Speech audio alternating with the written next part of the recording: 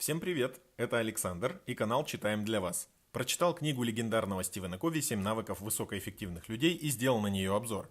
Он будет содержать не все, но самые важные рекомендации и примеры книги.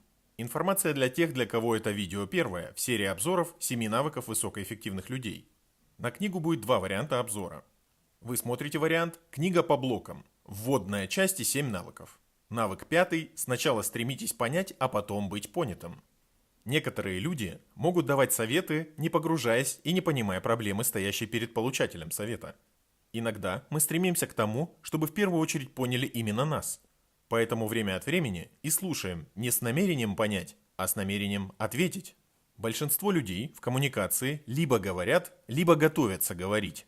На восклицание «не понимаю, он просто не хочет меня слушать» Стивен Кови отвечает, чтобы понять другого человека, нужно слушать его. Что же мешает нам концентрироваться на речи собеседника и концентрирует нас на ответе, который мы уже продумали и только и ждем, пока наш визави закончит, и мы сможем ему этот ответ озвучить? Призма собственного опыта. В этой главе Стивен Кови раскрывает для читателей 4 типа автобиографических ответов. Первый из них – это оценка. Мы либо соглашаемся, либо не соглашаемся. Второй автобиографический ответ – выпытывание. Наводящие вопросы, эталонное направление которых именно наши цели и ценности. Третий тип ответов – советы. Их многие дают, основываясь на собственном опыте, а не на ситуации собеседника. Четвертый тип автобиографических ответов – интерпретации. Объяснение мотивов и поступков собеседника, основываясь на собственных мотивах и поступках. Вместо концентрации на своем собственном опыте, Стивен Кови рекомендует сосредоточиться на ситуации собеседника и даже приводит определенное шкалирование слушания от «совсем не слушаем» к «слушаем эффективно». Игнорирование. Угу, да-да, так-так, сопровождение. Избирательное слушание. Отдельные фразы. Внимательное слушание. Каждое слово.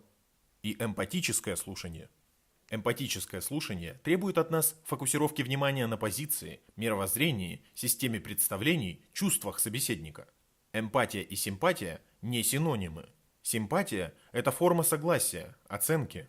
Суть эмпатии – понимание собеседника, как умом, так и сердцем.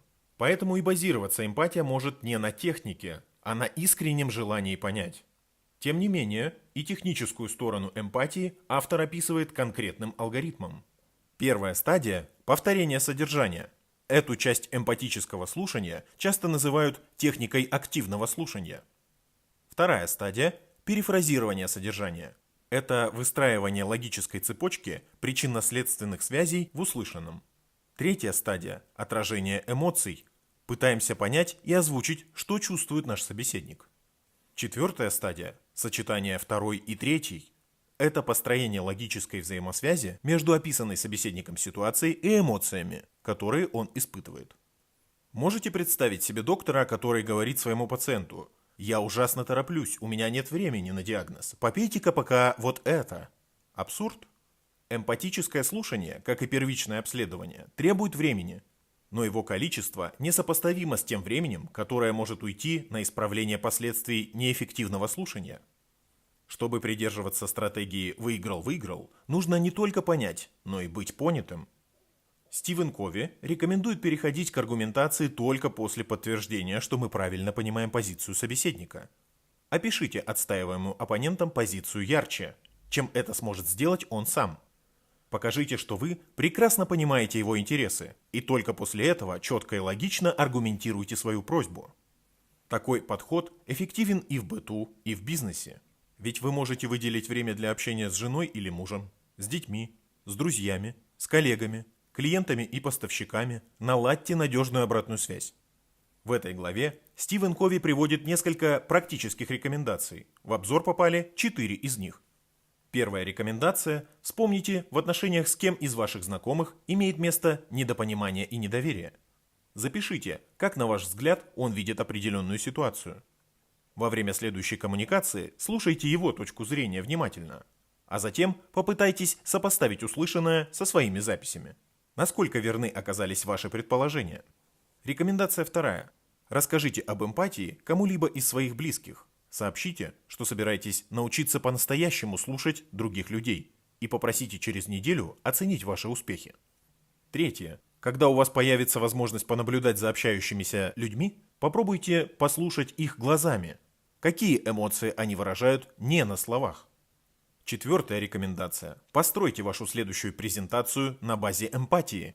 Выразите противоположную точку зрения так же или даже лучше, чем ваш оппонент. И только после этого переходите к описанию своей точки зрения, опираясь на систему взглядов визави. Понимая ваше желание саморазвития, канал «Читаем для вас» готов предложить вам каждое воскресенье новый обзор. Подписывайтесь на канал, ставьте колокольчик, ставьте лайк, делитесь с теми, кто вам дорог этим видео. Буду рад вашей обратной связи в комментариях и до новых обзоров!